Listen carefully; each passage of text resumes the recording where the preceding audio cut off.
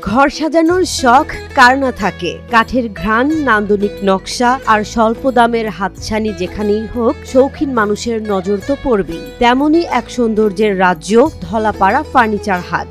অনেক টাকার মাল বিক্রি হয়, আপনি কোটি টাকার মাল বিক্রি হয়। টাঙ্গাইলের ঘাটাইল উপজেলার ধলাপাড়া গ্রামে সপ্তাহের বৃহস্পতি ও সোমবার বসে শত বছরের পুরনো ফার্নিচার হাট। ধলাপাড়া ঐতিহ্য এই ফার্নিচারের জন্য অনেক ধরনের মানুষ আসে এই হাটে ফার্নিচার কেনার জন্য।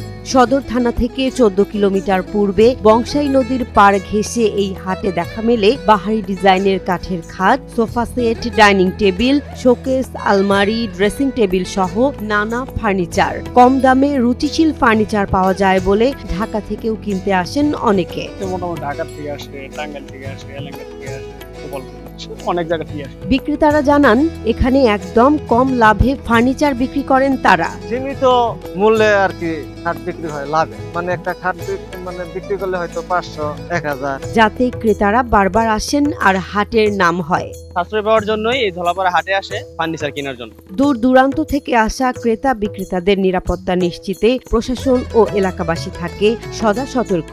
আমাদের ধলাপাড়ার পুলিশ ফাঁড়ি আছে, এরা অনেকভাবে সহযোগিতা করে মানুষের সেবা দেওয়ার জন্য। আমাদের হাটের ইজারাদার আছে, ভালোভাবে হাটটা সুশৃঙ্খল ভাবেই পরিচালনা করতেছে। হাটে ইজারাদারও থাকেন সহযোগিতায়। বলেন, ক্রেতাদের জন্য পরিবহন, জায়গা নিরাপত্তা সব দিকেই নজর রাখেন তারা। 100 টাকা করে খাজনা করি, মানুষ হাটে আসতে পারে, ভালোভাবে মাল কিনে নিতে পারে। এই সুবিধার জন্য আমরা একবার 1/2% খাজনা করেছি। কাস্টমারের আমরা ছাড় দিয়েছি, আমাকে হাট সুষ্ঠুভাবে চলতেছে। প্রতিটি হাটে বিক্রি হয় কোটি টাকার বেশি। কোটি টাকার বেশি বিক্রি হয়। সড়ক ও নৌপথের সুবিধা থাকায় জনপ্রিয় এই হাট এখনো ধরে রেখেছে তার ঐতিহ্য।